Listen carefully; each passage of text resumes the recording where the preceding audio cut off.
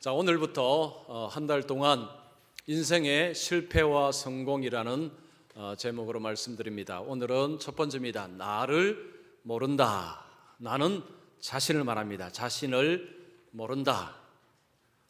뭘 모르는 것일까요? 여러분 잘 들어보시기 바랍니다. 자, 여러분 앞에 성공이라는 글자하고 실패라는 글자가 새겨진 종이가 있습니다.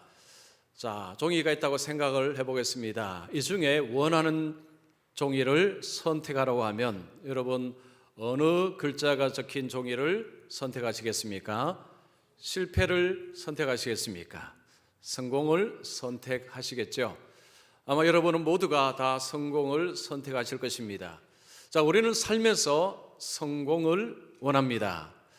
실패를 원하는 분은 사실은 없습니다. 자, 그러나 우리의 삶은 성공만으로 살 수가 없습니다. 살아가다 보면 실패할 때가 있습니다.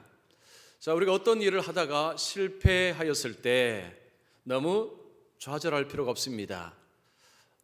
그 실패는 우리에게 약이 될 수가 있기 때문입니다. 어떤 일에 실패했을 때 그 실패를 걸음 삼아서 교훈 삼아서 그 다음에 성공을 할 수가 있습니다. 성공한 사람들의 이야기를 읽어보면 그들에게는 무수한 실패의 이야기가 있습니다. 성공한 사람들은 모두 다가 실패를 많이 한 사람들입니다. 그래서 그들은 이야기합니다. 여러분 실패하십시오. 실패를 하십시오. 실패를 하시고 실패를 통해서 교훈을 얻으십시오.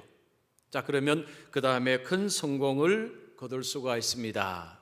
세상에 성공한 사람들이 한결같이 그런 이야기를 하고 여러분 성공에 관한 책들, 자기 개발에 관한 책들을 읽어보면 거의 대부분 그런 이야기를 합니다. 자, 우리가 슬픔의 이 실패의 어떤 쓴 잔, 슬픔의 쓴 잔을 마시지만 그것은 우리에게 약이 되고 우리로 하여금 다시 일어서게 하고 더 큰 성공을 주는 밑거름이 되기 때문에 세상에서 어떤 실패는 큰 문제가 되지는 않습니다. 자, 그러나 인생의 실패는 사정이 다릅니다. 인생의 실패는 피해야 됩니다. 인생의 실패는 맞이하면 안 됩니다. 인생의 실패라는 것은 인생을 잘못 살았다는 것을 말합니다. 여러분, 우리가 인생을 잘못 산다는 것, 누가 만약에 당신 인생 잘못 살았어 하면 기분이 굉장히 나쁠 것입니다. 우리는 인생 잘 살기를 원합니다. 인생 잘못 살고 싶은 분은 없습니다. 자, 우리는 인생에서 성공해야 합니다. 자, 그러면 여러분 인생에서 어떻게 하면 성공할 수 있을까요? 자, 먼저 여러분 성공이라는 단어를 이해할 필요가 있습니다. 자, 사전에서 성공이라는 단어를 찾아보면 목적을 이룸, 목적한 바를 이룸 이런 식으로 정의되어 있습니다. 어떤 것을 목적을 삼았습니다. 목표로 삼고 그 목표를 성취할 때 성공했다라는 표현을 씁니다. 자, 그러면 세상에서는 성공을 말할 때 무엇을 기준으로 말을 할까요? 자, 보통 사람들이 목표로 하고 삼는 것, 목적으로 하는 것, 성공하면 반드시 들어가야 될 단어가 있습니다. 뭘까요? 돈입니다. 돈. 자, 돈을 많이 벌 때, 남들보다 좀 더 많은 물질을 가지고 있을 때 사람들은 성공하셨네요. 성공했습니다. 이런 이야기를 합니다. 세상에서는 사람들이 추구하는 목적 중에 가장 큰 목적이 돈을 많이 버는 것이기 때문입니다. 자, 돈만 있는 것이 아닙니다. 어떤 지위를 목적으로 합니다. 내가 이 회사의 회장이 되어야 되겠다. 전무가 되어야 되겠다. 어떤 자리, 어떤 국회의원이 되겠다. 어떤 자리를 목표로 삼고 그 자리를 올랐을 때에 성공하셨네요. 성공했습니다. 이런 이야기를 합니다. 아니면 어떤 사람이 되고자 할 때 나는 이런 사람이 되고 싶습니다 할 때 그런 사람이 되었을 때도 성공하셨네요. 이런 표현을 씁니다. 자, 그러면 성경에서 말하는 성공은 뭘까요? 자, 하나님은 뭘 성공이라 할까요? 자, 무슨 목적을 이루는 것이 성경에서 말하는 성공이 되겠습니까? 하나님의 목적입니다. 하나님께서 말씀하시는 사명, 하나님의 뜻, 하나님께서 지시하신 뜻을 이루어 나갈 때, 그것을 성취할 때 성경에서는 성공했다라는 표현을 씁니다. 세상에서 성공하고 성경에서 말하는 성공의 차이가 뭘까요? 자, 세상에서 성공은 출발점이 나로부터 출발합니다. 내가 원하는 돈, 내가 원하는 자리, 내가 원하는 무엇. 세상에서 원하는 성공의 출발점은 납니다. 나로부터 출발합니다. 자, 그러나 성경에서 말하는 성공의 출발은 내가 아니라 하나님입니다. 자, 하나님께서 말씀하시는 계획, 하나님의 사명, 하나님이 주시는 목적, 성경의 출발, 이 성공의 출발점은 하나님이십니다. 자, 그래서 우리가 인생에서 성공하기 위해서는 뭘 해야 됩니까? 하나님께서 주신 사명, 하나님이 주신 목적을 성취해 나갈 때, 그것을 행하고 나갈 때에 성경은 우리에게 인생에서 성공했다라는 표현을 쓰는 것입니다. 하나님께서 우리의 삶을 성공적인 삶으로 그렇게 평가를 하십니다. 자, 그러면 정말 우리가 인생에서 승리하기 위해서, 자, 그러면 어떻게 해야 되는가? 오늘부터 4주간 이 말씀을 드립니다. 그래서 제목을 인생의 실패와 성공이라 정했습니다. 인생에서 어떻게 하면 성공하느냐, 어떻게 하면 실패하는가, 이것을 네 편의 전쟁 이야기를 가지고 말씀을 드리겠습니다. 첫 번째는 실패, 다음 주는 성공, 세 번째는 실패, 네 번째 성공입니다. 지그재그로 말씀드립니다. 실패, 성공, 실패, 성공. 실패를 통해서 배우겠습니다. 성공을 통해서 배우겠습니다. 여러분 4주 동안 예배에 한번 헌신해 보십시오. 3월 동안 특별한 몸이 아프거나 아니면 그런 일 없으시면 여러분 예배 헌신하시고 오시면 인생에 성공하는 것에 관해서 하나님께서 우리에게 말씀을 하실 것입니다. 자, 오늘 말씀은 아이성과의 전쟁 이야기입니다. 자, 아이성과의 전쟁을 치룰 때에 이스라엘 백성들은 이 전쟁은 쉽게 이길 줄로 알았습니다. 그런데 이 전쟁에서 그들은 크게 패했습니다. 전쟁에 실패를 했습니다. 왜 실패했을까요? 이유는 자기를 몰랐기 때문입니다. 나를 몰랐기 때문입니다. 이게 무슨 이야기일까요? 뭘 몰랐다는 것입니까? 자, 오늘 두 가지 이야기를 합니다. 우리가 실패하기 위해서는 두 가지를 모르면 됩니다.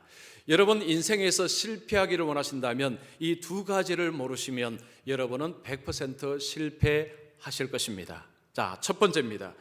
자신이 하나님의 말씀에 불순종한 것을 모른다. 우리가 인생에서 실패하는 비결, 첫 번째, 내가 하나님 앞에 불순종하는 것을 모르면 인생에서 실패합니다. 자, 이스라엘이 아이성과의 싸움에서 그들이 불순종함으로 실패했습니다. 자, 무엇을 불순종했을까요? 여러분 6장 18절에 보면 오직 너희는 그 바친 물건에 손대지 말라. 자, 하나님께서 여리고와 전쟁을 할 때에 하나님이 하신 말씀입니다. 이 여리고 성에 있는 것은 어떤 것에도 손을 대지 말라, 즉 개인적으로 취하지 말라는 것입니다. 도둑질하지 말라는 거죠.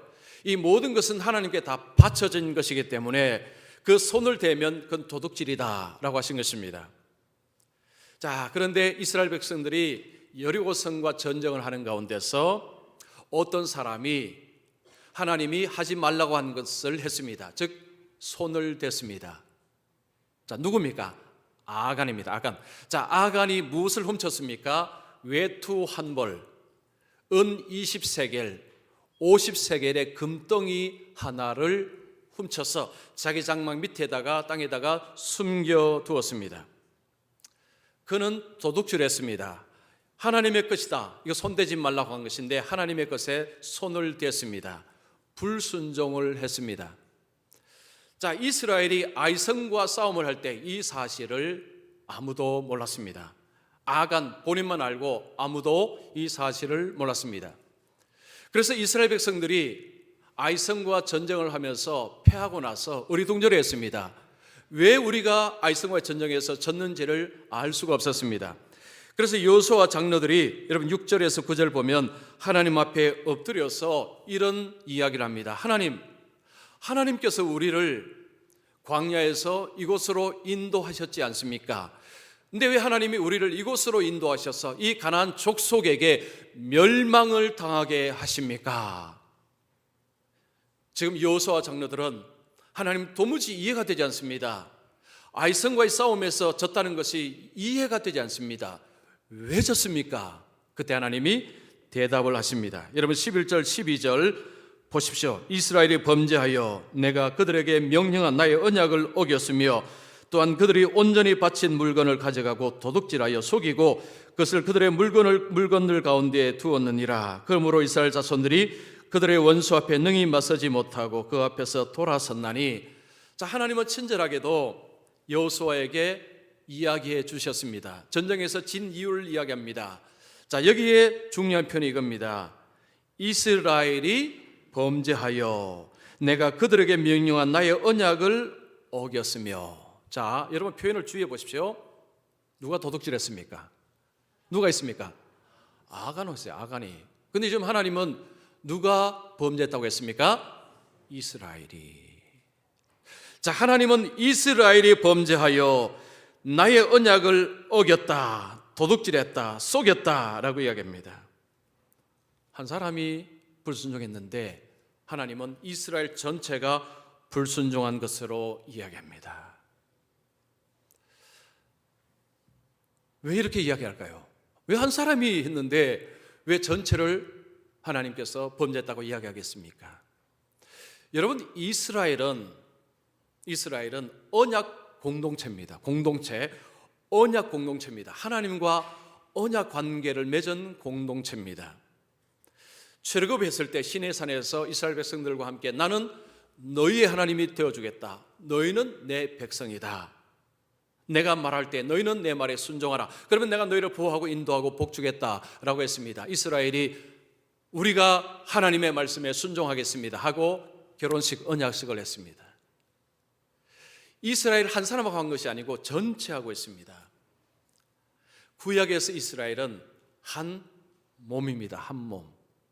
자, 신약에 오면 이스라엘이 뭘 이야기할까요? 교회입니다. 교회. 자, 구약의 이스라엘은 신약에 오면 우리에게 뭘 보여주느냐 하면 교회를 보여줍니다. 이스라엘 교회 또 하나가 있습니다. 하나님의 백성입니다. 구약의 이스라엘을 보면서 하나의 공동체를 보지만 그 이스라엘은 하나님이 우리에게 뭘 말씀하고자 하느냐 하면 그리스도인이 어떻게 살아야 되는가를 말씀하는 것이 이스라엘 전체의 모습입니다. 자, 그래서 하나님은 한 사람이 범죄했는데 이스라엘 전체가 범죄했다고 말씀하는 것입니다. 지금 이스라엘 사람들은 아이성과 전쟁할 때에 그들 속에 불순종했다는 것을 그들은 몰랐습니다. 그래서 졌습니다. 마찬가지입니다. 여러분, 우리가 살아가면서 우리가 하나님의 말씀에 불순종을 하며 살면서도 내가 불순종하는 줄 모르고 살아가면 실패합니다. 인생에서 실패합니다. 지피지기 백전불태라는 말이 있습니다. 성경을 제가 적어놓았죠. 우리는 어떻게 알고 있느냐 하면 지피지기 백전백승으로 알고 있습니다. 그런데 그런 표현은 없답니다. 지피지기 백전불태라는 말이 이제 원래 말입니다. 태자는 위토를 탭니다. 상대를 알고 나를 알면 100번 싸워도 위태로워지지 않는다는 표현이 지피지기 백전불태입니다. 자, 이 말을 생각하면 이스라엘이 지금 아이성과 전쟁할 때에 적은 파악을 했습니다. 2절에 보면 정탐꾼들을 보내었습니다. 그래서 이 아이성의 규모, 아이성의 인구, 아이성의 군인들 이런 것들을 파악을 했습니다. 상대를 파악을 했습니다. 그런데 정작 무엇을 파악을 못했습니까? 뭘 파악을 못했어요? 이스라엘 자신을 몰랐습니다. 그 안에 불순종으로 일어난 그 사실을 그들은 몰랐습니다. 그래서 아이성과의 전쟁에서 그들은 졌습니다. 19세기에 비엔나 종합병원이 있었습니다. 19세기입니다. 자, 비엔나 종합병원에는 산부인과가 2개가 있었다고 합니다. 자, 첫 번째 산부인과, 두 번째 산부인과가 있는데 산모들이 아이를 낳으러 올 때에 두 번째 산부인과로 가려고 그렇게 애를 썼답니다. 왜냐하면 이 첫 번째 산부인과에서 아이를 낳으면 산모들의 10%가 사망을 했습니다. 10명 중에 1명이 꼭 사망을 하는 것입니다. 그런데 두 번째 산부인과에서는 사망을 해도 한 3분의 1 수준 정도로 사망했습니다. 그러니까 산모들은 그 병원에 아이를 낳으러 갈 때는 첫 번째가 아니고 두 번째 산부인과로 가려고 애를 쓰는데, 근데 가면은 병원에서 이렇게 막 배치를 하기 때문에 그게 마음대로 된 것 같지는 않습니다. 자, 왜 첫 번째 산부인과에서는 산모들이 그렇게 많이 죽어가는지 아무도 이유를 알지 못했습니다.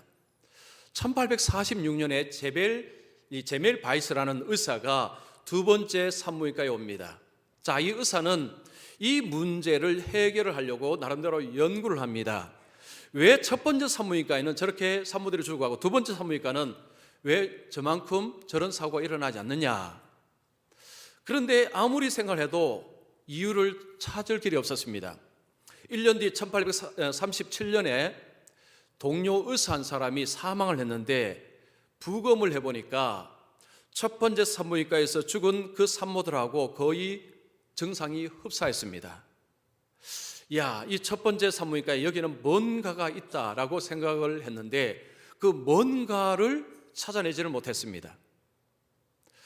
자, 그럼 두 산부인과에 뭔가 차이가 있을까 한번 보니까 첫 번째 산부인과에서는 이 아이를 낳는 의사를 돕는 사람들이 의대생들이었습니다. 의대생들이 이제 의사를 배우는 그 학생들이 거기서 도왔고, 두 번째 산부인과에서는 조산사들, 성경에 말하면 산파들이죠.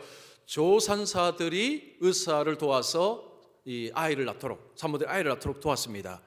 자, 그게 차이가 있었습니다. 그런데 그 차이가 왜 문제인지도 몰랐습니다. 그리고 또 들여다보았습니다. 이 첫 번째 산부인과의 그 의대생들이, 자, 의사의 수련원들이 산모들이 아이를 낳을 때 그 돕기 전에 뭘 하는 거 보니까 시체 실습을 한다는 걸 알았습니다. 시체를 만지고 하는 그것을 하고, 그리고 아이를 낳는 일에 가서 돕는다는 것을 알았습니다. 두 번째 조산사들은 그렇게 하지 않았습니다. 아하, 뭔가 시체와 뭔가 연관이 있겠다라고 생각했는데 도대체 뭐가 연관이 있는지는 잘 몰랐습니다. 자, 그런데 뭔가가 묻어서 들어가는가 보다 생각하고 그 의사 수련원들에게 손을 깨끗이 씻도록 했습니다. 그냥 보통 비누가 아니고 좀 더 강력한 세척을 할 수 있는 것으로 손을 깨끗이 씻으라고 주문을 했습니다. 자, 그 주문을 하고 그 의대생들이 씻고 나니까 사망률이 뚝뚝뚝 떨어지고 어느 순간에는 사망하는 사람이 사라졌습니다. 그런데 이게 원인이 뭔지는 모릅니다. 자, 그래서 이 의사가 자기 다른 병원에 있는 동료 의사들에게 이 이야기를 했습니다. 뭔지는 모르지만 하여튼 시체를 만진 손에서 뭔가가 묻어서 가는가 보다. 그러니까 의사들이 손을 깨끗하게 씻는 것이 너무너무 중요하다라고 했습니다. 그런데 동료 의사들의 반응은 시큰둥했습니다. 무슨 소리? 말된 소리 하지 마라. 뭐가 있단 말이냐? 그때는 세균을 아직까지 발견하지 못한 시대였습니다. 그 뒤에 파스테르가 그것을 발견했습니다. 그러니까 그들이 의사라도 눈에 보이지 않으니까 뭐가 있단 말이냐? 무슨 소리 하느냐? 그러면서 그 동료 의사 제멜 바이스를 정신병원에 감금을 해버렸어요. 이 사람이 하도 그것을 줄기차게 하니까, 말도 안 되는 소리를 너무 하니까 정신병원에 감금했는데 정신병원에서 이 의사가 쓸쓸히 죽었다고 합니다. 자, 보십시오. 그들의 손에, 눈에는 보이지 않습니다. 자, 그런데 그 손에 이미 바이러스가 치명적인 것이 묻어 있고 그것이 산모들에게 감염이 된 것입니다. 이게 산욕열이라고 합니다. 이 아이를 낳다가 그 생긴 상처에 그 세균이 들어가서 그 질병을 일으켰다는 것입니다. 그들의 눈에 보이지 않고서 없다고 생각하고 그들이 몰랐는데, 그런데 놀랍게도 그런 질병으로 인해서 많은 사람들이 목숨을 잃었습니다. 자, 여러분, 우리가 하나님 앞에 불순종하며 산다는 것이 꼭 이와 같습니다. 불순종하는 것, 그냥 불순종하며 살지. 여러분, 그게 그런 게 아닙니다. 불순종하는 것이 마치 꼭 이 바이러스와 똑같습니다. 이것이요, 우리에게 치명적인 문제를 야기합니다. 내 손에 뭐가 묻었는지 모르니까 그냥 당하지 않습니까? 내가 무슨 불순종한지를 모르면요, 우리는 그대로 실패의 길로 걸어갈 수밖에 없습니다. 여러분, 세상에서 아무리 돈을 많이 벌지라도, 아무리 높은 자리에 오를지라도 하나님의 말씀에 불순종하며 살아갈 때 하나님 앞에서 실패한 자로 하나님께서 그렇게 이야기했습니다. 누가복음 12장에 보면 한 부자가 나옵니다. 이 부자가 평생 먹을 만큼의 재물을 모았습니다. 내 영혼아, 이제 먹고 즐기고 놀자라고 했습니다. 하나님이 뭐라 하셨습니까? 오늘 내 영혼을 도로 찾겠다. 너는 실패했다는 것입니다. 어리석은 자라고 했습니다. 하나님의 뜻에 상관없이 불순종하며 살아가는데 내가 뭘 불순종하는지 모르고 그냥 살아가잖아요. 그 삶은 반드시 실패의 삶으로 떨어진다는 것입니다. 자, 여러분, 하나님 앞에 불순종하고 사는 것이 도대체 뭔지를 아십니까? 여러분, 지난 한 주 동안 불순종한 거 한번 생각해 보십시오. 뭘 불순종하셨습니까? 혹시 아십니까? 아마도 여러분 생각해도 잘 생각이 안 날 것입니다. 그런데 우리는 순종한 것은 잘 생각이 납니다. 내가 이거 순종했고 저거 순종했고. 그런데 불순종한 것은 한번 생각해 보라면요, 생각이 잘 안 나요. 무슨 이야기입니까? 모른다는 이야기입니다. 몰라요. 자, 불순종한지 모르는 이유는 두 가지입니다. 하나는 하나님께서 말씀하시고 하나님의 뜻을 모르면 모를 수밖에 없습니다. 또 하나는 불순종하는 것을 그때는 알았는데 잊어버렸기 때문에 모르는 것입니다. 여러분, 둘 중에 어느 것이 진짜 문제일까요? 첫 번째가 진짜 문제입니다. 내가 불순종하면서 불순종하는 것을 모르고 불순종하는 것, 이게 진짜 문제입니다. 여러분, 우리가 불순종하는 것을 알기 위해서 어떻게 됩니까? 하나님의 말씀을 읽어야 되고 들어야 되고 배우셔야 합니다. 하나님의 말씀을 배웠고 하나님의 말씀을 알지 못하는 한은 우리는 모르고 그냥 계속 불순종하면서 그러다가 실패하면서 실패하는 인생이 되는 것입니다. 자, 여호수아가 알았습니다. 어떻게 했습니까? 아간과 그의 모든 것을 아골골짜기에 모아서 돌로 쳐서 죽였습니다. 그때 하나님의 진노가 이제 떠났습니다. 불순종이 왜 문제가 되느냐? 하나님의 진노가 임하기 때문입니다. 여러분, 에베소서 5장 6절 보십시오. 하나님의 진노가 불순종의 아들들에게 임하나니. 나는 몰랐다 핑계가 되지 않습니다. 우리가 불순종하며 살아가면요, 하나님의 진노만 쌓을 뿐입니다. 여러분, 오늘 1절 보십시오. 여호와께서 이스라엘 자손들에게 진노하시니라. 왜 불순종이 문제가 되느냐? 왜 불순종의 삶이 우리를 실패로 만드느냐? 하나님의 진노 때문입니다. 하나님의 진노가 있기 때문에 실패할 수밖에 없습니다. 이스라엘이 왜 실패했습니까? 이스라엘이 자신을 몰랐습니다. 불순종했는데 그것을 몰랐습니다. 그래서 졌습니다. 똑같습니다. 여러분, 우리가 하나님의 말씀이 뭔지도 모르고 불순종하는 것이 뭔지도 모르고 그냥 그렇게 살아가십시오. 그러면 실패합니다. 우리 인생에 실패하는 비결 첫 번째, 하나님의 말씀을 불순종하면서도 불순종한 줄 모르고 살아가면 실패하게 될 수밖에 없습니다. 자, 두 번째, 자신의 능력이 대단하지 않다는 것을 모릅니다. 자, 이스라엘이 왜 실패했느냐? 자신의 능력이 대단하지 않는데 대단한 것으로 착각하다가 졌습니다. 자, 이스라엘이 아이성과의 전쟁할 때 자신만만했습니다. 여러분 3절 보십시오. 여호수아에게로 돌아와 그에게 이르되 백성을 다 올라가게 하지 말고 2,3,000명만 올라가서 아이를 치게 하소서. 그들은 소수이니 모든 백성을 그리로 보내어 수고롭게 하지 마소서. 자, 정탐꾼들이 와서 말합니다. 그 성은 너무너무 작은 성입니다. 이 성은 쉽게 이길 수 있습니다. 많은 군사도 보낼 필요가 없습니다. 한 2,3,000명만 보내도 충분히 이길 수 있습니다. 8장에 보면 이 아이성의 인구가 얼마냐? 12,000명입니다. 12,000명 중에는 노인도 있고 어린아이도 있고 여성도 있습니다. 그러면 그 수를 빼고 나면 군인의 수는 생각만큼 많지 않습니다. 자, 그러니까 정탐꾼들이 그 상대를 정탐을 제대로 했죠. 그래서 이 아이성은 쉽게 이기니까 군인 많이 갈 필요도 없습니다. 자, 이 분석은 굉장히 합리적입니다. 말이 됩니다. 그런데 문제가 있습니다. 뭐가 문제일까요? 이스라엘이 정복 전쟁을 할 때에 꼭 해야 되는 것이 하나가 있었습니다. 뭘 해야 될까요? 하나님 앞에 묻는 것을 했습니다. 하나님이 전쟁할 때 이렇게 전쟁하라, 이렇게 하라. 하나님이 계획 전략을 알려주시고 전쟁에서 이겼습니다. 자, 그런데 지금 아이성과의 전쟁에서는 하나님 앞에 묻지를 않습니다. 물을 필요가 없다고 생각합니다. 왜냐? 우리의 전략으로, 우리의 힘으로 능히 이길 수 있다라고 생각을 하는 것입니다.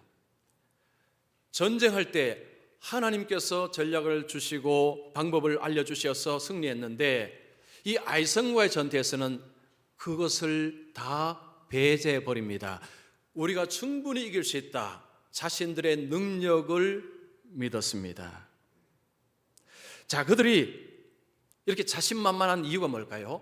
여리고성을 이겼기 때문입니다. 여리고성은 아이성과 비교해도 비교가 되지 않습니다. 여리고성은 엄청나게 큰 성읍입니다. 견고한 성읍입니다. 그 여리고성을 대성을 했습니다. 그리고 나니까 그 조그마한 아이성을 보니까 에이, 이거 정도야. 이 정도는 뭐 간편하게 그냥 싹 이길 수 있겠다라고 생각을 한 것입니다. 문제는 바로 거기에 있었습니다. 1812년 6월 22일에 나폴레옹이 러시아를 공격했습니다. 1941년에 히틀러가 6월 22일에 러시아를 공격했습니다. 날짜가 똑같습니다. 연도만 다릅니다. 1812년, 1941년입니다. 근데 러시아를 딱 침공하고 나서 나폴레옹도 히틀러도 몰락의 길로 걸어갑니다. 이 두 사람이 지도자가 러시아를 공격하기 전에는 계속해서 승리를 했습니다. 그래서 그들이 볼 때 이 러시아쯤은 이거 그냥 쉽게 이긴다라고 생각을 했습니다. 그런데 그 전쟁이 그들 생각하고 다르게 흘러버린 것입니다. 이 역사가들이 말하기를 이들이 너무 과신했다는 거죠. 너무 무모했다는 것입니다. 그들은 그 전쟁할 때에 보급로를 제대로 확보하지 않았습니다. 할 필요가 없었습니다. 왜냐? 쉽게 이긴다고 생각했습니다. 퇴강로, 물러날 때 그 길도 그들은 염두에 두지 않았습니다. 그것은 그들이 굉장히 이 싸움은 그냥 쉽게 이긴다고 생각을 했습니다. 그런데 그렇지를 않았습니다. 특별히 히틀러는 이 겨울을 대비한 것에 전혀 준비를 안 했다고 합니다. 그런데 러시아는 겨울 지연 작전을 했습니다. 군인들이 동상에 걸리고 그 추운 겨울에서 전투력을 상실했습니다. 대패를 한 거죠. 자, 이것을 가지고 이런 표현을 씁니다. 부정적인 승자 효과라. 자, 위너 이펙트라는 말이 있습니다. 위너 이펙트. 상식적으로 알아놓으십시오. 승자 효과라는 말이 있습니다. 승자 효과라는 것은 한번 승리를 하고 나면 그 다음에 승리를 부르는 것, 그 다음에 승리하는 것. 그러니까 계속 승리하니까 또 승리하고 또 승리하고, 이것이 승자 효과입니다. 그런데 이 위너 이펙트는 긍정적인 것도 있지만 부정적인 것도 같이 깔려 있습니다. 승리를 하고 나니까 그 다음에 더 도전에 힘이 생겨서 더 크게 도전하다가 크게 많은 경우들이 허다하답니다. 그래서 동물들을 이렇게 실험을 해보면 동물들이 서로 싸우다가 이겼잖아요. 그러면 그 다음에는 더 크게 싸우려고 한답니다. 그러다가 죽는 경우가 많답니다. 꼭 꼭 비슷하다는 거죠. 어떤 사람이 큰 성공을 했습니다. 그러면 기고만장해집니다. 사람들은 그러죠. 와, 대단하십니다. 어떻게 그걸 이루셨습니까? 와, 놀랍습니다. 그러면 그때부터 갑자기 이제 여기 올라가지 않습니까? 딱딱 올라가는 거죠. 그러면 다 아래로 보입니다. 다 눈밭으로 보입니다. 다 눈밑으로 보입니다. 온 세상이 다 내 눈밑으로 보입니다.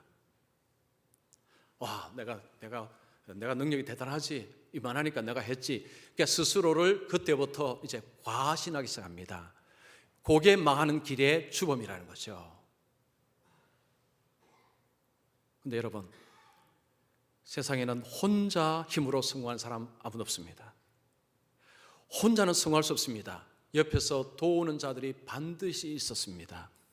여러분, 아침에 식사를 하실 때도 여러분이 농사를 지었고 여러분이 탈곡을 하고 해서 여러분이 아침 식사를 하십니까? 누군가는 그것을 씨를 뿌리고 거두고 탈곡을 하고 그것을 판매하고 그것을 내가 샀기 때문에 먹습니다. 여러분 주머니에 돈이 있는 것은 어떤 사람이 여러분을 채용하고 일거리를 주고 여러분이 일을 하기 때문에 여러분들에게 수중에 돈이 들어온 것입니다. 무슨 일에 성공을 하든 간에 혼자서 성공한 사람 아무도 없습니다. 모두가 다른 사람의 도움을 입어서 그 자리에 온 것입니다. 그런데 사람들은 그 자리에 와서 성공하게 되면 아무것도 안 보입니다. 아무것도 안 보입니다. 자기만 보이기 시작합니다. 주위의 사람들이 막 떠받듭니다. 와, 대단하십니다. 아유, 김 목사님 대단하세요. 그러면 아유, 그렇지, 내가 말하면 대단하지. 그 길로 사람들은 보통 걸어갑니다. 여기에서 가장 치명적인 문제가 뭐냐면 하나님을 고려의 대상에서 빼버리는 것입니다. 내가 아침에 일어나서 호흡을 하고 하는 것은 하나님의 은혜인 줄 믿습니다. 아침에 밥을 먹고 이 밥이 내 속에서 소화가 되고 내가 일을 하고 운전을 하고 하는 것은 여러분 하나님의 도우심, 하나님의 손길, 내가 이 땅에 온 것 자체 모든 것의 근거는 하나님의 도우심, 하나님의 붙드심, 하나님의 역사하심에 그에 의해서 나라는 존재가 지금 여기에 움직이고 있는 것입니다. 인간은 그렇게 강하지 않습니다. 어떤 학생이 교통사고를 당했습니다. 2주 동안 혼수 상태에 빠졌습니다. 부모들이 애간장을 태웁니다. 근데 깨어났습니다. 말도 합니다. 의사소통이 됩니다. 책도 읽습니다. 이제 됐다. 이제 살았구나. 문제가 하나 생깁니다. 어머니를 보는데 어머니라고 부르질 않습니다. 의사에게 말합니다. 선생님, 이분은 내 어머니와 너무너무 닮았습니다. 그런데 내 어머니는 아닙니다. 이분은 내 어머니인 채 하는 사기꾼입니다. 아버지를 보면서도 이분은 내 아버지가 너무 많이 닮았습니다. 그런데 내 아버지는 아닙니다. 내 아버지인 채 하는 사기꾼입니다. 라고 말합니다. 그 부모가요, 아이가 깨어나서 너무너무 좋았는데 그런데 자기들을 사기꾼이라고 부릅니다. 이 병이 카그라스 증후군이랍니다. 카그라스 증후군. 이 뇌의 신경 섬유에 손상이 오니까요, 감정이 죽어버린 것입니다. 그러니까 분명히 내 어머니 닮았는데 어머니로서 감정이 안 생기니까 어머니가 아니다라고 그렇게 판정을 내려버린 것입니다. 자, 보십시오. 사람이 기고만장해서 온 세상이 다 아래로 보이다가 언제 정신이 번쩍 듭니까? 몸이 다쳤을 때, 질병이 생겼을 때, 이리저리 아플 때, 그럴 때 정신이 듭니다. 풍선이 거품이 꺼집니다. 아, 맞아. 내가 왜 그렇게 착각을 했지? 여러분 그런 경험 다 했죠. 어떤 일을 성공했을 때 그러다가 갑자기 어떤 몸에 이리저리 아픔이 오면 그때 이제 자신이 참 내가 정말 이렇게 약한 존재라는 것을 그제서야 느낍니다. 근데 그런 일이 안 생기면요, 못 깨닫습니다. 여러분 못 깨달아요. 안 깨닫습니다. 깨달을 필요가 없습니다. 열왕기상을 상하 보면 요즘 새벽기도에 제가 열왕기하를 하는데요, 거기 보면 그 왕들이 처음에는 선지자의 말도 듣고 제사장 말 듣고 잘하다가 나중에 휙 떨어지는 경우들이 허다합니다. 자, 처음에는 좋았어요. 그런데 나중에는 완전히 실패합니다. 이유가 뭐냐? 그중 이유가 바로 이런 것입니다. 이제 잘 되기 시작하니까 그때부터 자기가 하나님 자리에 서는 것입니다. 자기를 과신하는 것입니다. 즉 자기를 의지하기 시작하는 것입니다. 그러면서 추락을 하는 것입니다. 여러분 인생 똑같습니다. 내가 뭔가 된 줄로 생각하면 그 길은 바로 미끄럼틀을 타는 것입니다. 우리 속에 있는 죄는 우리로 하여금 끊임없이 뭘 부추긴 줄 아십니까? 너가 하나님 자리에 서라. 하나님 필요 없다. 하나님 없어도 너는 능히 잘할 수 있다. 하나님 없어도 너는 인생을 멋지게 살 수 있다. 죄는 끊임없이 우리를 부추깁니다. 우리가 어떤 일에 좀 잘하면 바로 그 부추김에 쉽게 넘어가 버립니다. 내가 이만 대단한 존재지. 이만하면 대단한 목사지. 그 죄의 꼬드김에 그냥 휙 넘어가 버립니다. 하나님 없이 잘할 수 있다는 것, 이거 부지불식간에 우리 속에 딱 들어옵니다. 자, 여러분 여기에서 빠지지 않기 위해서 어떻게 해야 될까요? 바울은 우리에게 중요한 것을 가르쳐 줍니다. 여러분 바울은요 인생의 성공자입니다. 빌립보서 3장 13절 보십시오. 형제들아 나는 아직 내가 잡은 줄로 여기지 아니하고 오직 한 일 즉 뒤에 있는 것은 잊어버리고 앞에 있는 것을 잡으려고 표대를 향하여 그리스도 예수 안에서 하나님이 위에서 부르신 부름의 상을 위하여 달려가노라. 자, 바울은 이야기합니다. 표대, 하나님이 정하신 목적을 향해서 내 인생을 열심히 달려가고 있다고 했습니다. 그리고 달려갔습니다. 바울은 성공한 존재입니다. 그는 대단한 지위, 많은 재물 없습니다. 그러나 그는 인생의 성공자입니다. 자, 그러면 그가 성공할 수 있던 비결이 뭐냐? 고린도전서 15장 10절의 비결입니다. 자, 우리 같이 읽습니다. 그러나 내가 나된 것은 하나님의 은혜로 된 것이니 내게 주신 그의 은혜가 헛되지 아니하여 내가 모든 사도보다 더 많이 수고하였으니 내가 한 것은 아니요 오직 나와 함께 하신 하나님의 은혜로다. 자, 바울이 이야기합니다. 나의 나된 것은 뭐라고요? 하나님의 은혜라고 했습니다. 바로 여기에 비결이 있습니다. 우리가 내 자신을 과신하지 않을 수 있는 비결은 이 모든 것은 하나님의 은혜다. 내게 주신 자녀도 하나님의 은혜고, 내게 주신 물질도 하나님의 은혜고, 내게 주신 주택도 하나님의 은혜고, 내게 주신 자동차도 하나님의 은혜고, 내게 주신 직업도 하나님의 은혜고, 내 모든 것, 내가 이 자리에 서서 움직이는 모든 것은 하나님의 은혜다 라는 것을 깨달으면 자신을 과신하지 않습니다. 그러나 이 모든 것은 내가 수고하고 내가 애썼기 때문이다 생각하면 바로 떨어집니다.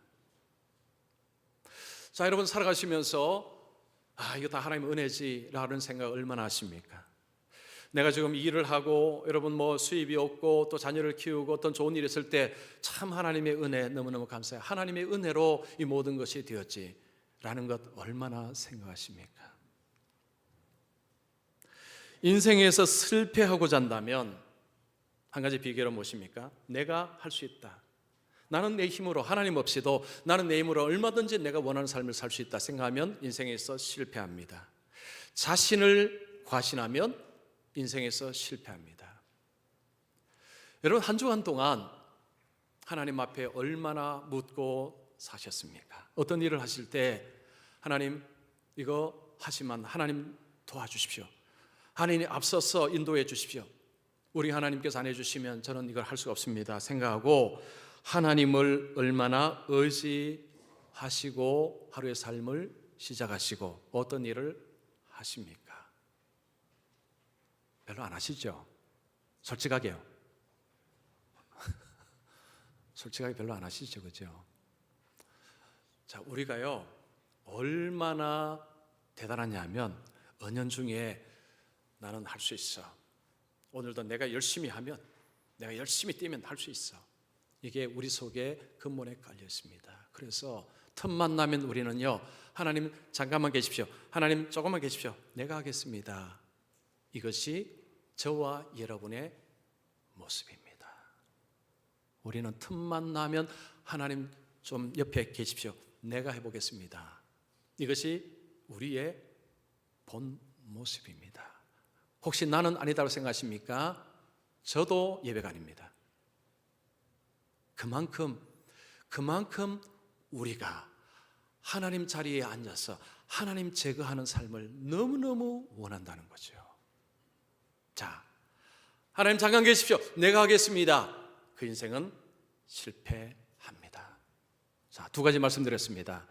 인생에서 실패하는 비결. 자, 첫 번째 뭐라고 했습니까? 말씀에 불순종하는 것을 모르고 계속해서 살면 실패합니다. 두 번째는 내가 대단하지 않는데도 자신을 대단한 척, 자신이 뭔가 할 수 있는 것처럼 생각하고 살면 그러면 실패합니다. 성공하기 위해서는요, 이걸 뒤집으면 됩니다. 자, 오늘 두 가지 들으셨는데 남의 이야기를 하지 마시고 내게 하나님이 오늘 말씀하신다 하시고 약으로 삼으십시오. 그리고 이렇게 사셔야 실패하지 않습니다. 그래서 저도 마찬가지고 우리 모든 분들이, 오늘 오신 모든 분들이 인생의 실패자가 아니라 하나님 앞에서 인생의 성공자가 되시기를 축원합니다. 우리 한번 같이 기도하겠습니다.